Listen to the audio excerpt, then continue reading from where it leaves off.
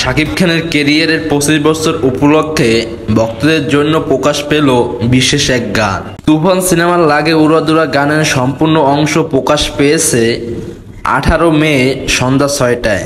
তাতে শাকিব খানকে পাওয়া গেছে দারুণ নবাবে।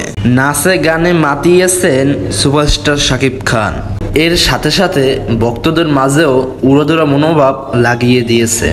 এর আগে গানের টিজারটি প্রকাশ পেয়েছিল, এবার পুরো গানে পাওয়া গেল জমকালো সেট। শাকিব খান ও মিমির সঙ্গে ড্যান্স ফ্লোর মাতাতে দেখা গেছে সঙ্গীত শিল্পী প্রীতম হাসানকে। গানের শেষে পাওয়া গেছে নির্মাতা রায়হান রাফিকেও। গানটির কিছু অংশের কথা ও সুর পরিচিত লাগতে পারে, বিষয়টি নিশ্চিত করছেন গানের ক্রেডিট লাইনে। বলা হয়েছে গানের কিছু অংশ রাজ্জাক দেওয়ানের মরার কোকিলের গানটি থেকে নেওয়া হয়েছে এবং এর অনুমতিও নেওয়া হয়েছে। গানটিতে শাকিব খানের লুক, ড্যান্সের স্টাইল তাতে নতুনত্ব যোগ করছে।